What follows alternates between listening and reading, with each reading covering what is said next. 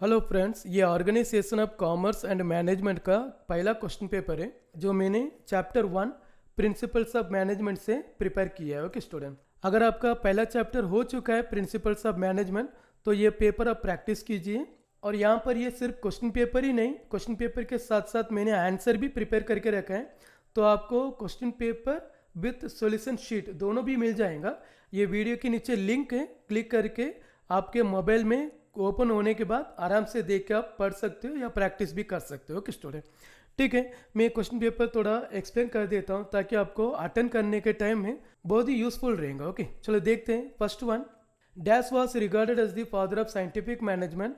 So the scientific management का father is actually F.W. Taylor. So the answer is F.W. Taylor was regarded as the father of scientific management. दूसरा सवाल, member of organisation should receive orders from. एक organisation का member को कितने superior से order मिलना चाहिए? एक्चुअली एक ही सुपीरियर से मिलना चाहिए, नहीं तो अभी दो लोग अलग अलग ऑर्डर देंगे तो ये काम बराबर से नहीं हो पाएगा। So the answer is 1 superior. तो आंसर आपको लिखना पड़ेगा कंप्लीट सेंटेंस, यानी कि member of the organisation should receive orders from 1 superior. Okay, now the third one, Taylor recommended total dash foreman to control the various aspect of production. Actually answer is 8.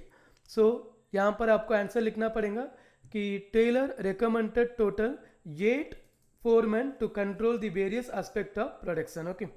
ठीक है, उसके बाद next question, match the pairs. ये 5 mark के लिए, तो यहाँ पर हमारे पास 5 क्वेश्चन है। First one is Henry Fayol. Okay, फिर principles of unity of direction, principles of management, scientific management theory, functional organisation, और ऑप्शन बी है 8 foreman, modern management, 1 head 1 plan, general guidelines and F.W. Taylor. चलो इसका answer देखते student. ये के लिए B answer है, यानी कि हेनरी फेल के लिए आएगा modern management, then principle of unity of direction, फिर इसके लिए आएगा बी का सी 1 हेड 1 प्लान, फिर प्रिंसिपल्स ऑफ मैनेजमेंट सी के लिए D answer, so general guidelines, फिर साइंटिफिक मैनेजमेंट थियरी ये आएगा यानी कि F.W. टेलर, फिर फंक्शनल ऑर्गेनाइजेशन ये आएगा 8 फोरमैन। ओके, तो ये बराबर अगर आप लिखोगे तो आपको 5 मार्क मिलेगा। फिर उसके बाद गिव 1 वर्ड या प्रेस या term for the following statement, ये 3 मार्क के लिए। The study consists of an organized, systematic and critical assessment of various activities. The answer is work study. फिर उसके बाद the principle which deals with to do work with innovative way. The answer is principle of initiative. The principle which is based on a place for everything and everything in its place. The answer is principle of order. Okay, चलो उसके बाद अभी true और false. The principles of management are universe in nature. The answer is true. फिर उसके बाद Henri Fayol has given different techniques of management. The answer is false. And the third one, each member of the organisation should receive orders from 1 superior. ये तो मैंने बताया था, ये true है। ओके, चलो उसके बाद अभी यहाँ पर आंसर इन 1 सेंटेंस ओनली ये भी दिया है student. What is standardisation of tools and equipments, what is the meaning of principle, what is principle of unity of command, इन सब का आंसर यहाँ पर है स्टूडेंट। फर्स्ट वन का answer and second one, third one, ये आप अच्छा सा एक बार गो थ्रू कीजिए, फिर उसके बाद ये क्वेश्चन पेपर अटेंड कीजिए स्टूडेंट। क्वेश्चन पेपर एकदम सिंपल, ये वीडियो के नीचे डिस्क्रिप्शन में लिंक है, आप क्लिक करो, फिर आपके मोबाइल में ये क्वेश्चन पेपर ओपन हो जाएगा।